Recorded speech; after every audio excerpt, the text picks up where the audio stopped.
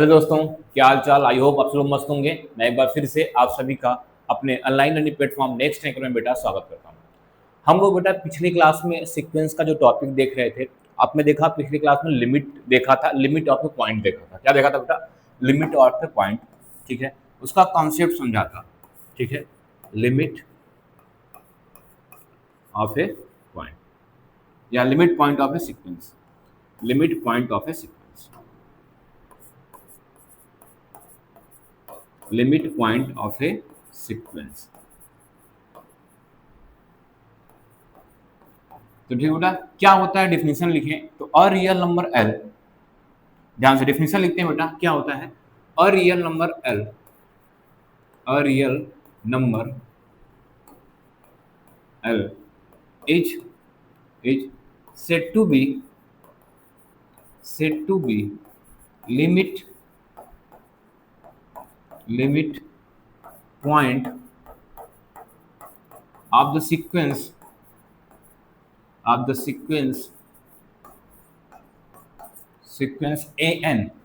sequence an, if nbd of l, if nbd of l contains infinite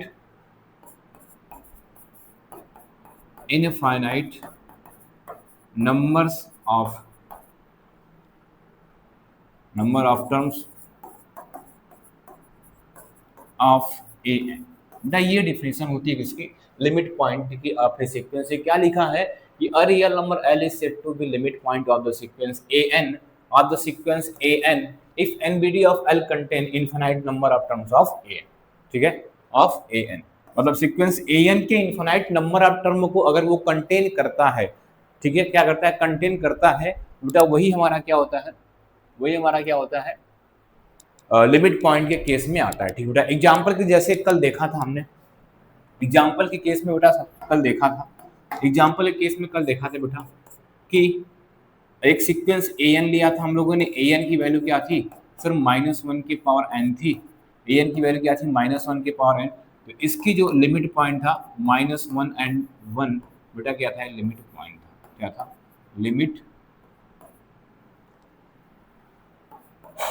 limit point. ठीक बेटा, same दूसरा example हमने क्या देखा था? ए एन देखा था और ए एन की वैल्यू क्या थी? 1/n था। इसका लिमिट क्या था? 0 था। ठीक, अगर अगला एग्जांपल की बात करें बेटा, ध्यान सुनना। इसका मतलब आपको इतना फंडा तो समझ में आ गया सर। लिमिट पॉइंट निकालने का सिंपल सा फंडा क्या है कि कोई भी रियल नंबर लिमिट पॉइंट होगा किसी भी सीक्वेंस ए एन के लिए। कोई भी रियल नंबर बेटा लिमिट पॉइंट होगा किसी भी सीक्वेंस ए एन के लिए। कब होगा? जब वो रियल नंबर का एनबीडी बना लेंगे। और ये एनबीडी मतलब बेटा नेबरहुड।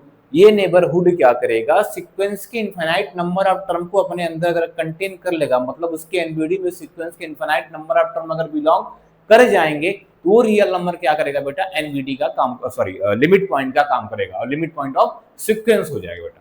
ठीक है, क्या हो जाएगा? Limit point of sequence. जैसे अगर आपके पास सीक्वेंस बेटा हमने एन लिखा, बेटा एन मतलब क्या हो जाएगा? मतलब ए एन एक सीक्वेंस लिखा है बेटा, ए एन एक सीक्वेंस लेगा एन, तो एन हमारा क्या बन जाएगा बेटा? क्या बनेगा यहाँ पे? 1 बनेगा, 2 बनेगा, 3 बनेगा, 4 बनेगा एंड सो ऑन चलता रहेगा बेटा। बेटा इस सीक्वेंस के पास अगर हम आपसे पूछे लिमिट पॉइंट क्या है, तो बेटा ध्यान देना इस सीक्वेंस के पास लिमिट पॉइंट नहीं है। क्यों नहीं है बेटा लिमिट पॉइंट? नहीं है, क्यों नहीं है लिमिट पॉइंट? क्योंकि आप किसी भी इसमें से नंबर का आप कोई भी नंबर उठा लो या कोई भी सीक्वेंस का टर्म की वैल्यू उठा लो, आप उसका एनबीडी बनाना बेटा, और उसके एनबीडी में सीक्वेंस का कोई भी infinite number of term belong नहीं करेंगे। इसका मतलब इसके पास कोई भी लिमिट पॉइंट नहीं है। क्या है? No limit point. क्या बेटा? No limit point. ठीक बेटा, नो लिमिट। ठीक बेटा, दूसरा चीज, चलो अगला एग्जाम्पल लेते हैं बेटा। ए एन लिया हमने, अगर मान लो सीक्वेंस लिया बेटा -1/n लिया बेटा, -1/n, और सीक्वेंस का टर्म आप जानते हो -1/n में मतलब क्या हो जाएगा बेटा? -1 आ जाएगा, -1/2 आ जाएगा, -1/3 आ जाएगा, -1/4 आ जाएगा। ऐसे चलता रहेगा बेटा, ऐसे चलता रहेगा। तो इसका लिमिट पॉइंट कितना है बेटा, इसका भी लिमिट पॉइंट क्या होगा, 0, क्योंकि 0 का जब इंटरवल बनाओगे बेटा, सॉरी 0 की जब एनबीडी बनाओगे तो देखोगे यहाँ से सीक्वेंस के इनफिनाइट नंबर ऑफ टर्म्स के एनबीडी में जाएंगे बेटा, यहाँ पे लिमिट पॉइंट क्या है बेटा, 0 है। इसकी लिमिट पॉइंट कितना है बेटा, 0 है। लिमिट पॉइंट कितना आ जाएगा बेटा, ठीक है बेटा, ये हो जाएगा। दूसरा चीज बेटा, अगर मान लो सीक्वेंस हम क्या लेते हैं, an इक्वल टू माइनस का n स्क्वायर लेते हैं बेटा, माइनस का n स्क्वायर सीक्वेंस का टर्म बनाओगे तो क्या हो जाएगा बेटा, -1 हो जाएगा, -4 हो जाएगा, -9 हो जाएगा, माइनस का 16 हो जाएगा, एंड सो ऑन चलता रहेगा बेटा। इस सीक्वेंस के पास में देखना, इस सीक्वेंस के बाद भी कोई भी नंबर उठा लो, इस सीक्वेंस के टर्म की वैल्यू या कोई रियल नंबर उठा लो बेटा, किसी का एनबीडी बनाना, उसके एनबीडी में सीक्वेंस का इनफिनाइट नंबर ऑफ टर्म नहीं जाएंगे। इसका मतलब इसके पास भी क्या था, नो लिमिट पॉइंट का केस हो गया। क्या हो गया, नो लिमिट पॉइंट हो गया। क्या हो जाएगा, नो लिमिट पॉइंट। अगला सीक्वेंस लेते हैं बेटा, अगर मान लो सीक्वेंस हम an इक्वल टू क्या लेते हैं, -1 के पावर n प्लस का 1 कर दें बेटा, क्या कर दें ये सीक्वेंस, तो इसकी वैल्यू जब बनाओगे आप बेटा, तो ध्यान देना क्या बनता है, 0 बनता है, 2 बनता है, 0 बनता है, 2 बनता है, एंड सो ऑन चलता रहता है बेटा। तो इसके पास को ध्यान देना, लिमिट पॉइंट भी क्या हो जाएगा इसके पास, इसके पास बेटा लिमिट पॉइंट मिलेंगे। क्या मिलेंगे बेटा, ध्यान देना, आप 0 का एनबीडी बनाओगे उसमें भी सीक्वेंस के इनफिनाइट नंबर ऑफ टर्म मिल जाएंगे, 2 का एनबीडी बनाओगे उसमें भी सीक्वेंस के इनफिनाइट नंबर मिल जाएंगे। तो इसके पास भी लिमिट पॉइंट क्या है बेटा, 0, 0 एंड 2 क्या है, 0 एंड 2। अगला सीक्वेंस लेते हैं बेटा, मान लो an इक्वल टू हमें क्या सीक्वेंस ऐसे मिल गया बेटा, सिर्फ 1 1 लिखा है, क्या लिखा है 1 1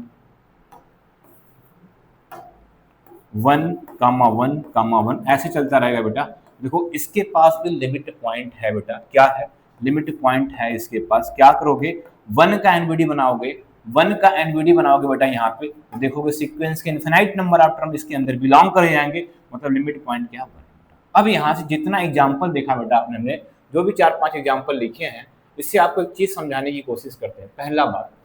पहली बात क्या मिला है कि सर आप देखिए यहाँ से, ध्यान सुनना बेटा, आपको क्या देखना है यहाँ से कि इस सीक्वेंस के पास 2 लिमिट पॉइंट है, और एक सीक्वेंस ऐसा ये भी था बेटा, क्या था, ऐसा था ये वाला, और 0 2 के पास, इसके भी पास 2 लिमिट पॉइंट है, इसके पास भी क्या है 2 लिमिट पॉइंट है।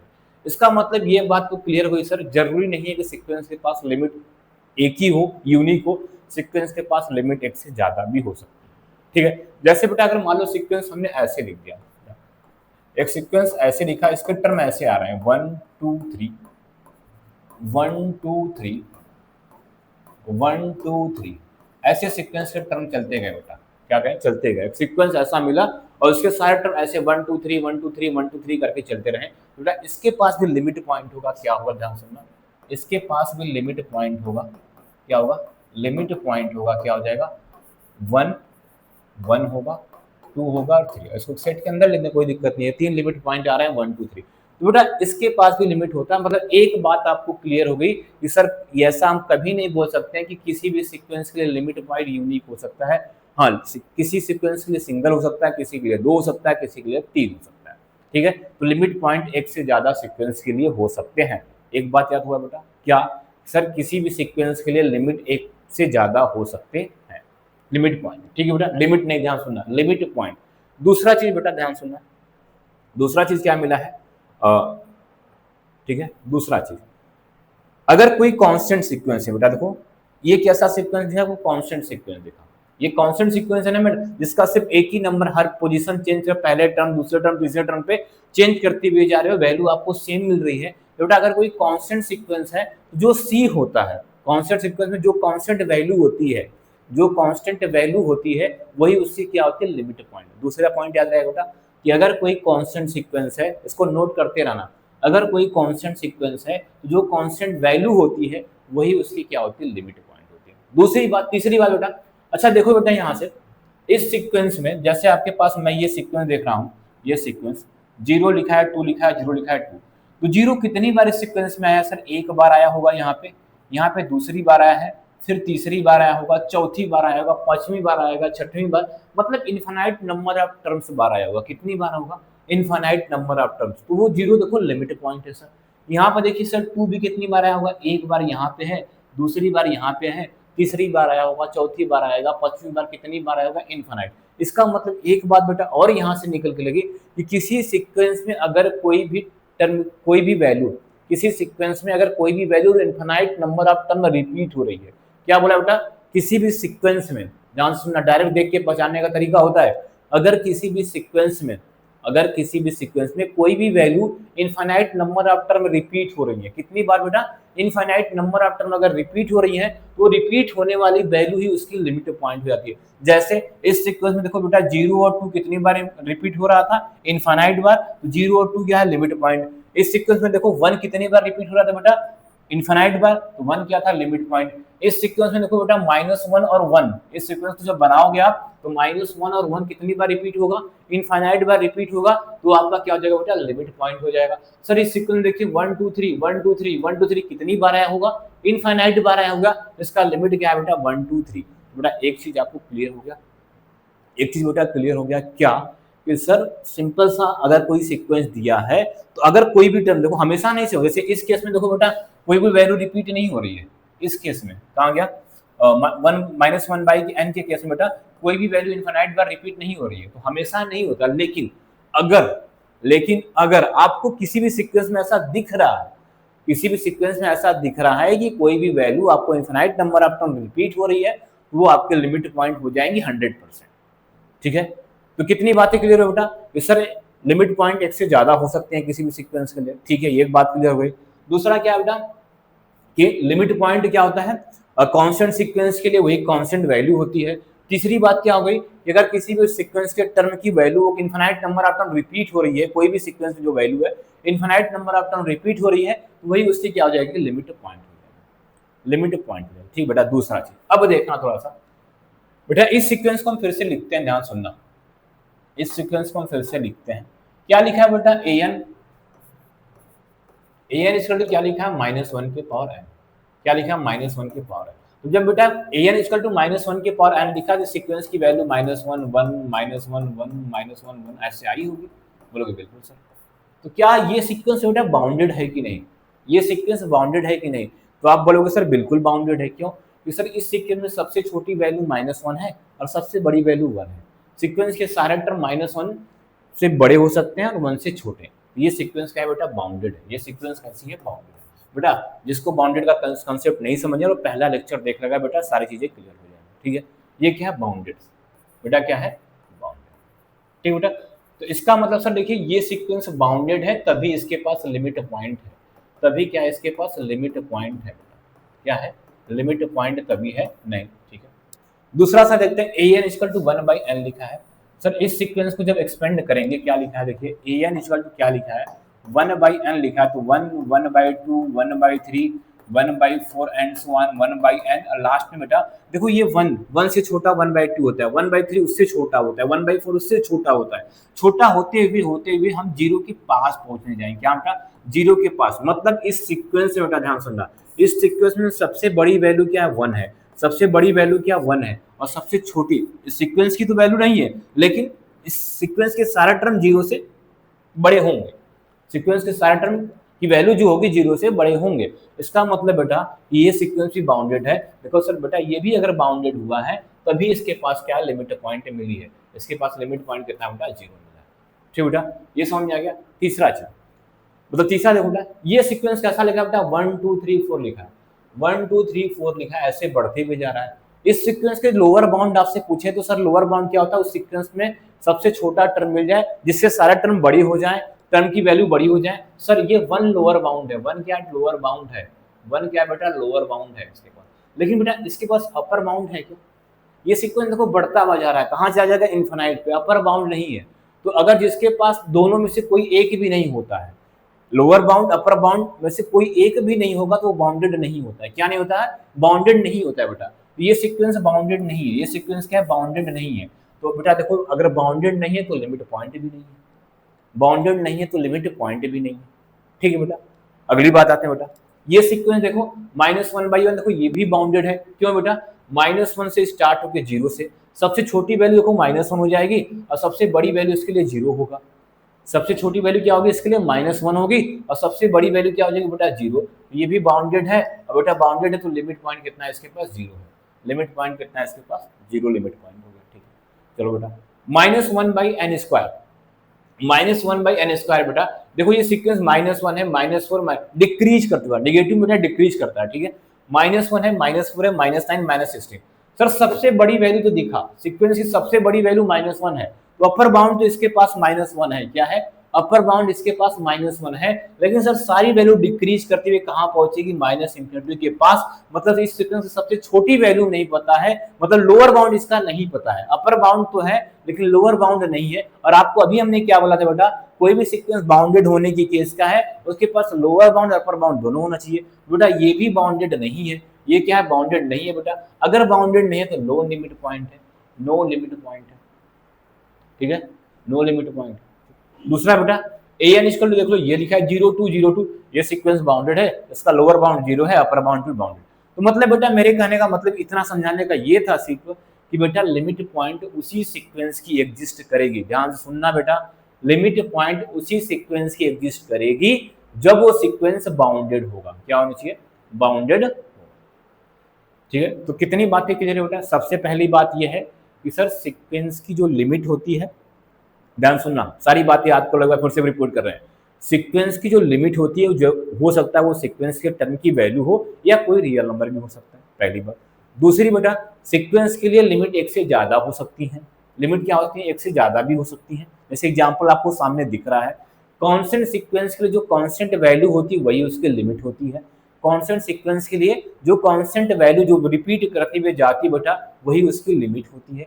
दूसरा बेटा क्या बोला हमने, कि अगर सीक्वेंस में कोई भी टर्म की कोई भी वैल्यू, सीक्वेंस के अंदर कोई भी वैल्यू और infinite number of term repeat हो रहा है, क्या हो रहा है, infinite number of term repeat हो रहा है, तो वही उसकी लिमिट हो जाती है, वही उसके सीक्वेंस के लिमिट पॉइंट। बेटा सॉरी अगर लिमिट कहीं बोल रहे हैं तो वो गलत होगा, लिमिट पॉइंट ही सारी बातें चल रही है। किससे चल रही है बेटा, लिमिट पॉइंट, वो क्या हो जाएगा आपका लिमिट पॉइंट हो जाएगा। और लास्ट केस लिमिट पॉइंट तभी बेटा किसी सीक्वेंस के पास होगी, सबसे पहला मोस्ट इंपॉर्टेंट वो बाउंडेड होना चाहिए।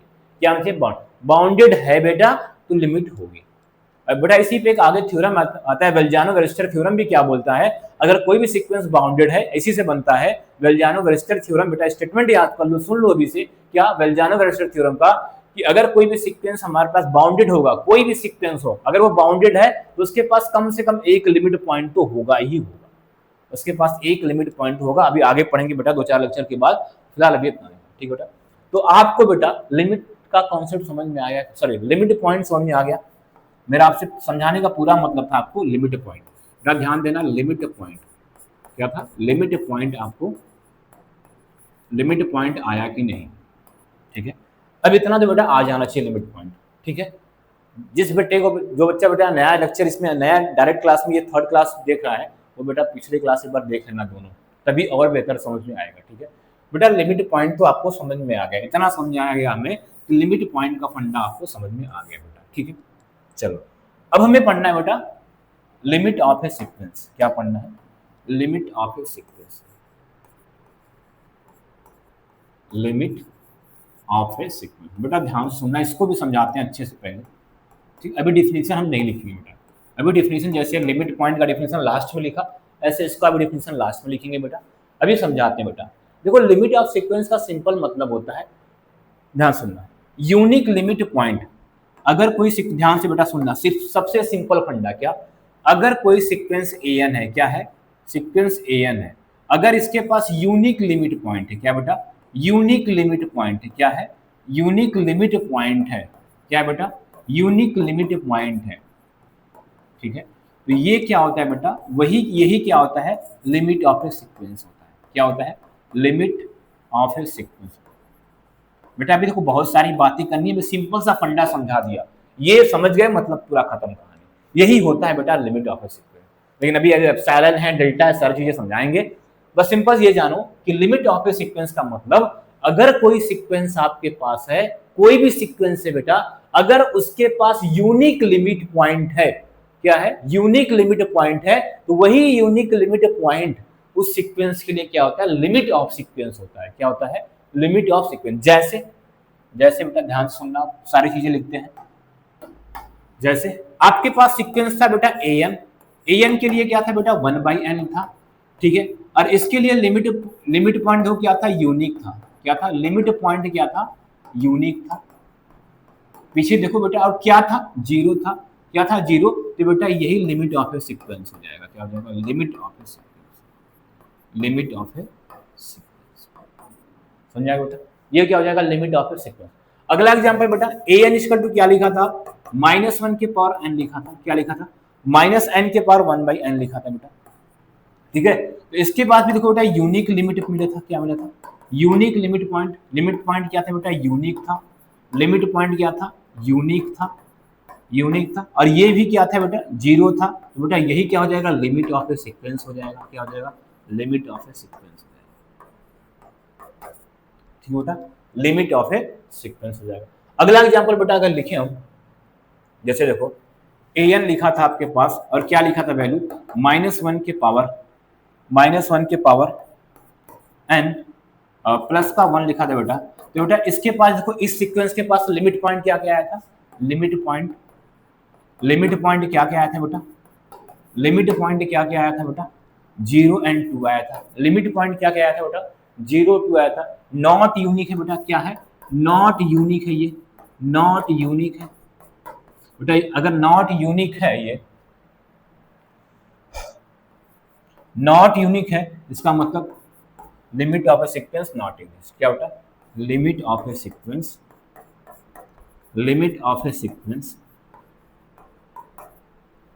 नॉट एग्जिस्ट,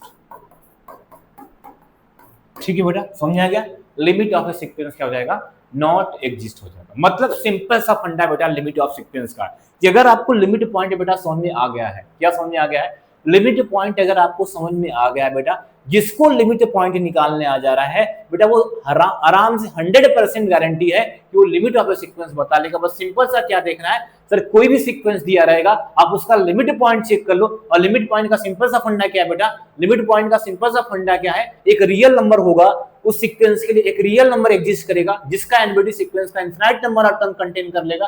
अगर ऐसा हो जाता है तो वो लिमिट पॉइंट होगा, और अगर वो यूनिक लिमिट पॉइंट होता है वही आपका लिमिट ऑफ ए सीक्वेंस हो जाएगा, क्या हो जाएगा, लिमिट ऑफ ए सीक्वेंस हो जाएगा बेटा।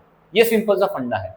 अभी देखो बेटा हमने कोई डिफिनेशन नहीं लिखी, बस सिंपल सा अगर इतना भी अगर आपको आ गया तो मुझे लिमिट ऑफ सीक्वेंस निकालना आ गया, कोई भी सीक्वेंस दे रहेगा आप आराम से लिमिट ऑफ सीक्वेंस निकालोगे। बस सिंपल सा फंडा माइंड में क्या है, सर यूनिक लिमिट होनी चाहिए उस सीक्वेंस के पास, क्या होना चाहिए, यूनिक लिमिट पॉइंट है तो लिमिट होगी, वही क्या होगी, लिमिट होगी। मतलब बेटा अगर एक साथ देखो यहां से, तो एक चीज ये हो गया कि सर किसी भी सीक्वेंस के लिमिट पॉइंट तो यूनिक हो सकती है, नहीं हो सकती है लिमिट पॉइंट, लेकिन सीक्वेंस की लिमिट हमेशा यूनिक होती है बेटा, यहीं से एक थ्योरम बन जाता है, क्या कि every sequence contain unique limit, limit point नहीं बोला बेटा हमने, क्या बोला, every sequence contain unique limit. ये आपसे पेपर में पूछा बेटा, ये भी थ्योरम प्रूफ करेंगे, कहां से आई, यहीं से आ गया, ठीक है। तो दो थ्योरम बेटा हो गया, एक बेल्जानो-वेरेस्टर थ्योरम हो चुका है, और ये अभी सारी चीजें आगे आती रहेंगी, ठीक है, इसको प्रूफ करेगा, करना है बेटा, ठीक है। तो ये समझ आया बेटा इतना।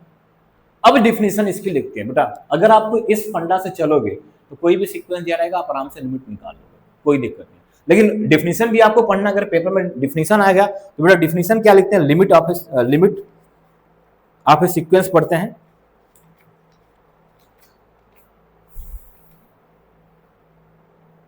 लिमिट ऑफ ए सीक्वेंस,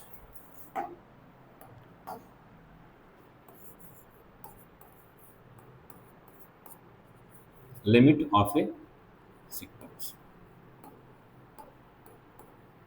बेटा ध्यान सुनना, limit of a sequence simple से बनता है बेटा, इसको हम अगर ध्यान सुनना, अब यहीं से दूसरी चीजें नहीं आ जाती हैं। जैसे आप लिमिट ऑफ सीक्वेंस पढ़ोगे बेटा, जैसे अभी कोई आरपी का बुक आप उठा के लोगे, उसमें लिमिट ऑफ सीक्वेंस सीधे दे दिया है, लेकिन अगर आप कृष्णा की या कोई अरब बुक पढ़ोगे बेटा, तो उसमें लिमिट ऑफ सीक्वेंस को तो सीधा बोल दिया क्या, कन्वर्जेंट ऑफ ए सीक्वेंस, क्या बोलता है, कन्वर्जेंट ऑफ ए सीक्वेंस। तो कंफ्यूज नहीं होना है बेटा, लिमिट ऑफ सीक्वेंस बोले या सिंपल सा, अगर किसी भी सीक्वेंस के पास लिमिट एग्जिस्ट करती है, ध्यान सुनना बेटा, किसी भी सीक्वेंस के पास अगर लिमिट एग्जिस्ट करती है तो सीक्वेंस कैसी होती है, कन्वर्जेंट। अभी कन्वर्जेंट कोई भी डेफिनेशन इसी में आ जाएगी, ठीक है। आपको ये बोले या सीधा बोलते हैं कन्वर्जेंट ऑफ ए सीक्वेंस, आपको लिमिट ऑफ ए सीक्वेंस बोले या कन्वर्जेंट ऑफ ए सीक्वेंस बोले, कन्वर्जेंट ऑफ ए सीक्वेंस बोले, कन्वर्जेंट ऑफ ए सीक्वेंस हमने बोल दिया था। अब बेटा डिफिनेशन लिखते हैं क्या, a sequence a n is said to be converges to real number L. ध्यान सुनना क्या, पहले लिमिट ऑफ सीक्वेंस की तरफ लिखते हैं। अ रियल नंबर, ध्यान सुनना बेटा, अ real number, a real number number L, a real number L is said to be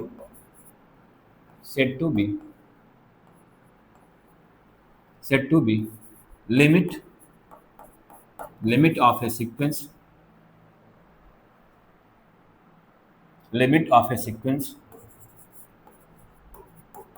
an.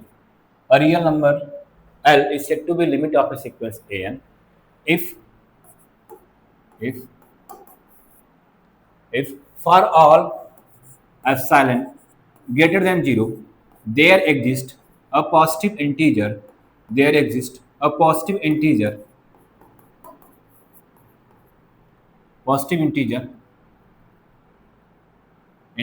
m such that mod of an minus l less than epsilon for all n greater than equal to m। बेटा ये simple सा फंडा है, ठीक है, कि अगर कोई रियल नंबर एल है उसको लिमिट ऑफ ए सीक्वेंस बोलोगे। बेटा लिमिट ऑफ सीक्वेंस को आप डायरेक्ट उससे भी निकाल सकते हो, लेकिन यहाँ पे एप्सिलॉन डेल्टा की एप्सिलॉन की डिफिनेशन है आपको आनी चाहिए। क्या बोला, a real number L is said to be limit of a sequence a n, limit of a sequence a n if for all epsilon greater than 0। आपको जितने भी पॉसिबल एप्सिलॉन होगा, एप्सिलॉन का कॉन्सेप्ट भी बेटा आपको समझा चुके हैं, क्या होता है, बहुत ही छोटी क्वांटिटी होती है लेकिन 0 से क्या होना चाहिए, बड़ी होनी चाहिए।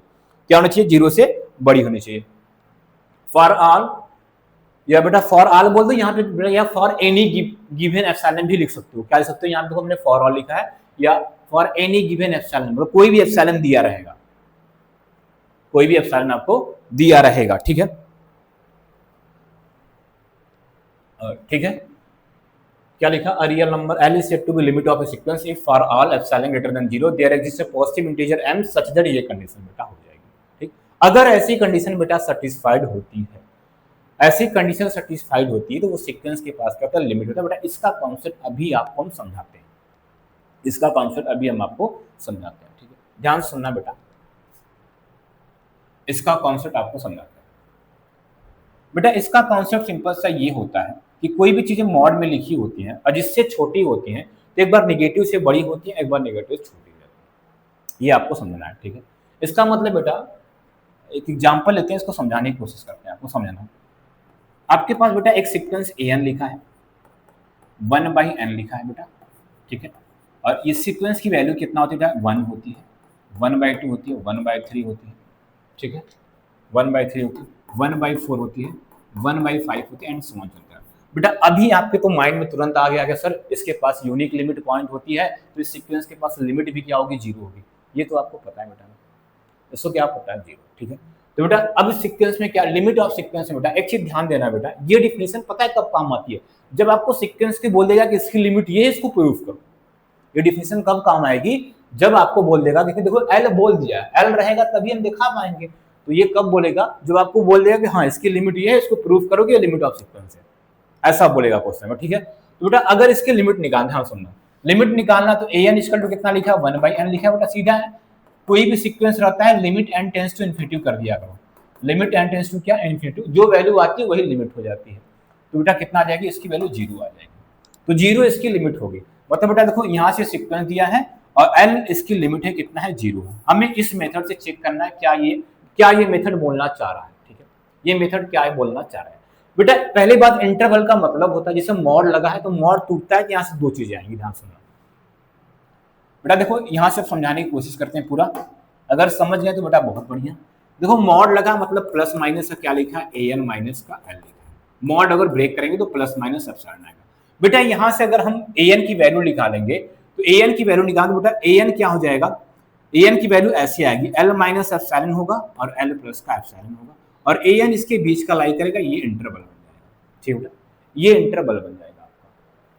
ठीक है। अगर इसको सॉल्व करोगे तो एक बार नेगेटिव आएगा तो an की वैल्यू l माइनस एप्सिलॉन हो जाएगी, एक बार पॉजिटिव लेंगे तो l प्लस एप्सिलॉन, मतलब an की वैल्यू एक बार l माइनस एप्सिलॉन से बड़ी होगी और l प्लस एप्सिलॉन की वैल्यू छोटी होगी। बेटा क्या an की वैल्यू इसके अंदर लाएगी, ध्यान समझना, ये चीजें आप समझना कि l माइनस एप्सिलॉन हो जाएगा, l प्लस एप्सिलॉन हो जाएगा। ठीक है बेटा। दूसरी चीज, चलो बेटा इसके करस्पॉन्डिंग l की वैल्यू 0 दिया, कोई एप्सिलॉन आप फिक्स करो, अपने मर्जी से कोई एप्सिलॉन फिक्स करो। चलो सर एप्सिलॉन की वैल्यू क्या लेते हैं हम, 0.1 लेते हैं। एप्सिलॉन की वैल्यू क्या लेते हैं, 0.1। बेटा बहुत ही ध्यान से समझना, ठीक है। एप्सिलॉन की वैल्यू क्या लेते हैं, 0.1 लेते हैं। बेटा जब एप्सिलॉन की वैल्यू में 0.1 लिया, मतलब एप्सिलॉन इक्वल टू 1/10 भी तो लिख सकते हैं लोग सर, बिल्कुल लिख सकते हो। इसको सॉल्व करिए सर, इसको सॉल्व करिए, क्या लिखा आपने, l माइनस एप्सिलॉन, मतलब l की वैल्यू 0 है और 0 माइनस 0.1 हो जाएगा, गामा l की वैल्यू 0 है और इसकी वैल्यू क्या हो जाएगी, प्लस का 0.1 हो जाएगा, इसका मतलब माइनस 0.1 और 0.1। बेटा यही है इस इंटर, ये चीज जो लिखी है इसका मतलब यही है, इसका मतलब यही है। वो कंडीशन फॉलो करा लो चाहे ये कंडीशन फॉलो करो, बात देखिए। चलो बेटा आते हैं, एप्सिलॉन की वैल्यू 1/10 लिखा है, ठीक है। तो डिफिनेशन में क्या लिखा था बेटा, for all epsilon greater than 0, हर एक एप्सिलॉन के लिए आपको एक पॉजिटिव इंटीजर m चाहिए, एक पॉजिटिव इंटीजर क्या चाहिए, m चाहिए, और वो m क्या होगा, इस कंडीशन को सेटिस्फाइड कराएगा। बेटा ध्यान से सुनना, एप्सिलॉन की वैल्यू कितना 1/10 है, एप्सिलॉन की वैल्यू कितना 1/10। बेटा ध्यान से सुनो, तो अगर एप्सिलॉन की वैल्यू 1/10 है, सीक्वेंस को देखो यहाँ फिर से हम लिखते हैं, ध्यान सुनना, यहाँ 1 है, 1/2 है, 1/3 है, 1/4 बेटा 1/10 होगा, 1/11 होगा, ऐसे 1/100 होगा, ऐसे बढ़ता हो जाएगा बेटा, जाएगा। तो बेटा अगर एप्सिलॉन की वैल्यू 1/10 है तो अब ध्यान सुनना, मान लो हम ये एप्सिलॉन की वैल्यू यही है, इसको मानते हैं बेटा m को वैल्यू क्या मानते हैं 1/11, हम बोलते हैं m की वैल्यू क्या बेटा 1/11, m की वैल्यू क्या 1/11, ठीक है। या इसी को बोलते हैं बेटा ये m का काम कर रहा है, ध्यान सुनना, m का काम कर रहा है, ठीक है।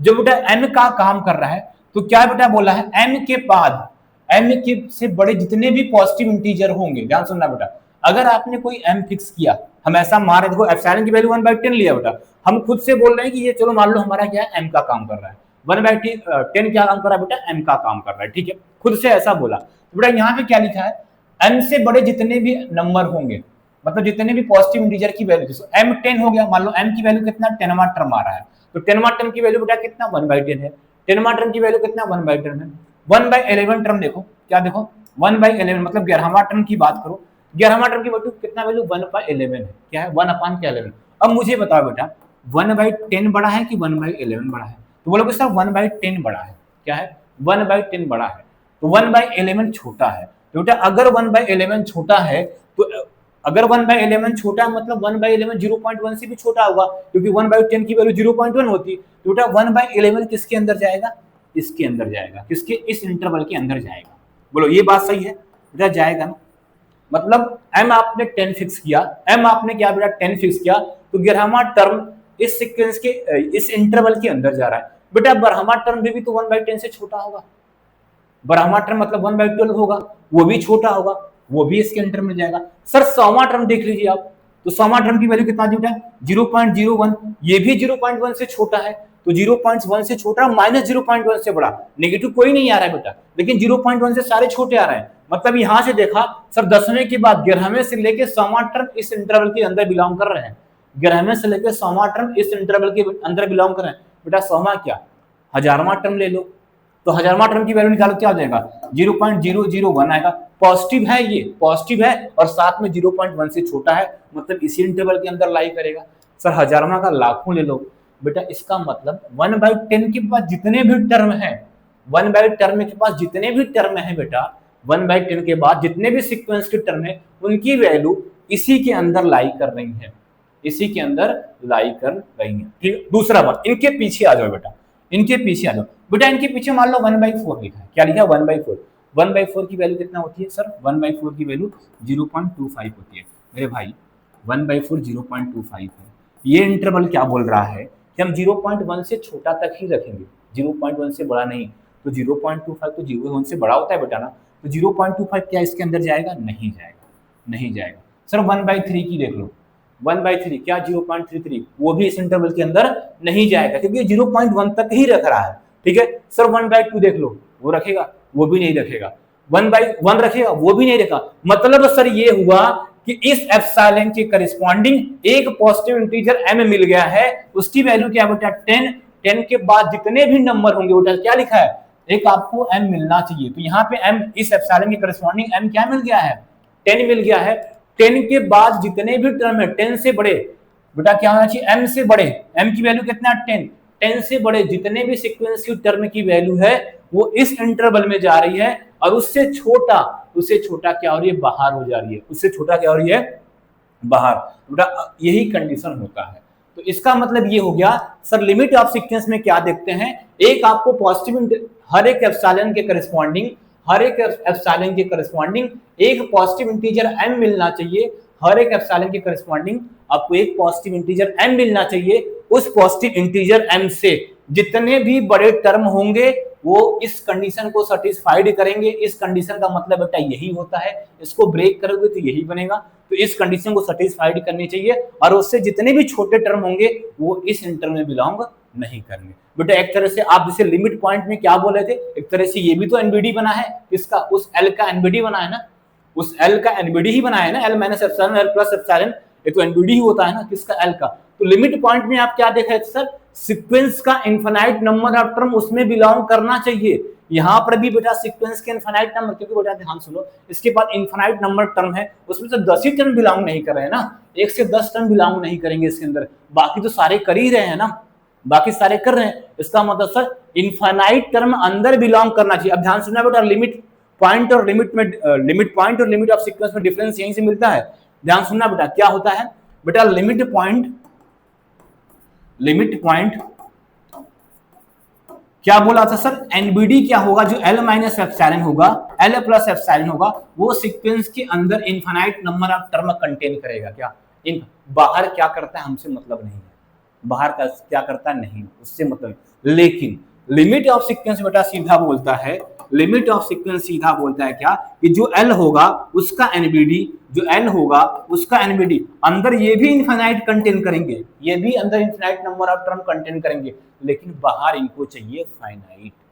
बाहर क्या चाहिए बेटा, फाइनाइट। ये बात याद है, दोनों में बेसिक डिफरेंस ये है कि लिमिट पॉइंट क्या बोला था, कोई भी लिमिट पॉइंट होगा तो उसका आपका जो एनबीडी होगा, उस नंबर एल का एनबीडी जो होगा वो अंदर इनफाइनाइट रखना चाहिए, बाहर वो इनफाइनाइट टू फाइनाइट उनसे कोई मतलब है नहीं है। लेकिन लिमिट ऑफ सीक्वेंस क्या बोलता है, हम अंदर इनफाइनाइट टर्म तो रखेंगे लेकिन मैं बाहर फाइनाइट। जैसे इसमें 0 का एनबीडी आपने बनाया, 0 का क्या आपने अपना एनबीडी बनाया, तो 0 के एनबीडी में क्या मिला यहाँ पे m, एक पॉजिटिव इंटीजर इस एप्सिलॉन के करस्पॉन्डिंग एक पॉजिटिव इंटीजर मिला m, जिसकी वैल्यू क्या है बेटा 10i, जिसकी वैल्यू क्या आई 10i। उसके बाद जितने बड़े टर्म है उस इंटरवल के अंदर लाई कर गए, मतलब इसकी एनबीडी में लाई कर गए, लेकिन 10 से छोटा कितने टर्म, 1 से लेके 9 या 10 तक, 1 से लेके 10 तक वाले टर्म उसमें बिलोंग नहीं कर रहे। तो बेटा ये था आपको लिमिट ऑफ सीक्वेंस में। ठीक है बेटा, अभी फिर से इसको अगले लेक्चर में बेटा एक्सप्लेन करेंगे, अभी थोड़ा टाइम कम है। ठीक है, जितना देख लो, नहीं समझा बताना बेटा, अभी फिर से भी इसके आगे बात करेंगे। ठीक है बेटा, नेक्स्ट लेक्चर में मिलते हैं, तब तक के लिए धन्यवाद।